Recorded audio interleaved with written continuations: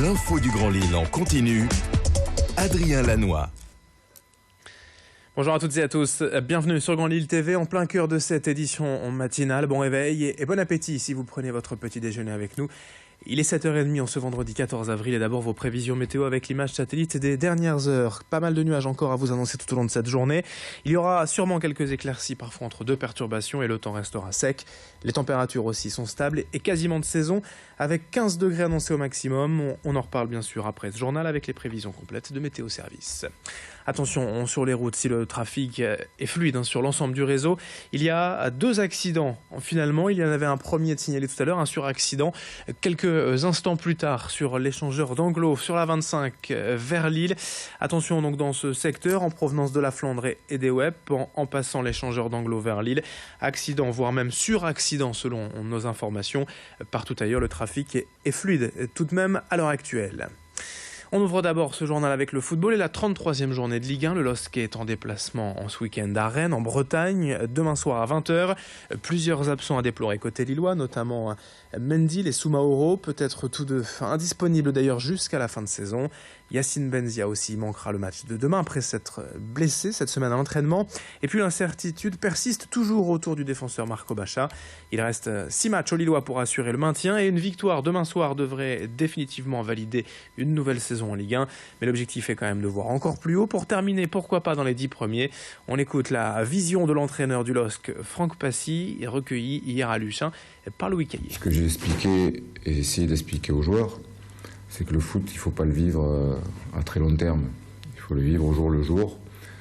Qu'on soit là, qu'on ne soit pas là l'année prochaine, ça sera mieux de partir en ayant terminé 8e qu'en ayant terminé 17e ou 16e.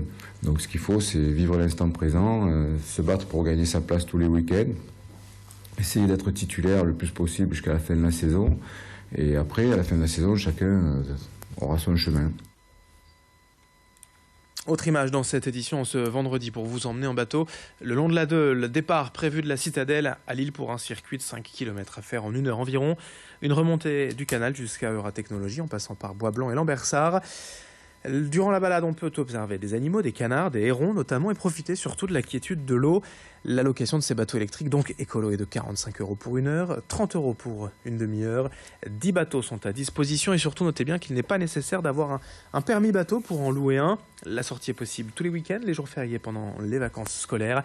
C'est Jean-Marc qui gère les locations depuis 2004. Alexis Tessier et l'a rencontré au fil de l'eau. Nous ne louons pas évidemment à des mineurs, donc il faut être majeur, 18 ans. Vous pouvez monter 5 adultes par bateau, 6 s'il y a des enfants. Voilà, donc ça se passe tout simplement. On ne prend pas de réservation, donc vous vous présentez sur le ponton et voilà. Nous avons des jeunes, des étudiants, qui viennent en groupe, comme ça ils louent un bateau à 5, c'est moins onéreux. Et puis nous avons aussi des familles, bien sûr, les grands-parents qui viennent avec les petits-enfants, les parents avec les enfants. C'est très très varié, tout âge en fait. 7h33 en direct et en bref dans l'actualité du jour, de nouvelles opérations policières menées cette semaine à Lille et notamment à Fives contre les trafics de drogue et la fraude. Après une série de règlements de compte et de coups de feu en pleine rue depuis un mois, les forces de l'ordre sont intervenues sur le terrain la semaine dernière à Oisem et à Moulins et puis hier après-midi à Fives. Objectif, sécuriser les rues et lutter contre les trafics. Résultat, depuis le 31 mars déjà, 107 individus interpellés et 52 placés en garde à vue. À Bondu, du nouveau pour l'emploi, l'enseigne de restauration rapide KFC, spécialisée dans le poulet, et va bientôt ouvrir un restaurant sur la zone de l'aérodrome. Jusqu'à 40 employés devraient y être embauchés. Et la première session de recrutement, ce sera le 27 avril prochain à l'espace culturel de Bondu. Et les débutants sont les bienvenus. Puis n'oubliez pas l'événement Médialopolis ce week-end à Mouveau, le rendez-vous des cultures de l'imaginaire, organisé par l'association Lille Cosplay, demain et dimanche à la salle Becker. Super-héros, manga et jeux vidéo, c'est un bel esprit créatif qui est attendu ce week-end avec Médialopolis. On enchaîne avec une autre image pour aller découvrir l'activité de barbier de plus en plus en vogue aujourd'hui. Qu'elle soit longue ou courte, blanche ou brune, la barbe est devenue une véritable tendance de fond aujourd'hui chez les hommes. Et pour l'entretenir, quoi de mieux qu'un professionnel. À Lille par exemple, l'atelier du barbier a ouvert il y a déjà plus de 4 ans et aujourd'hui ils sont 4 à s'occuper des barbes et des cheveux des clients. Mais la tendance de la barbe pour tous ou presque rend l'agenda du salon assez saturé. Il faut réserver au moins 2 semaines à l'avance pour avoir un rendez-vous. Aujourd'hui, la barbe, ce n'est plus l'aspect négligé, dit de la barbe de 3 jours. C'est une coupe très soignée, au millimètre près. On y applique même des lotions, des crèmes et de l'huile. Explication au micro d'Alexis Tessier, présentation d'une barbe digne de ce nom. C'est voir aussi l'évolution avec le client.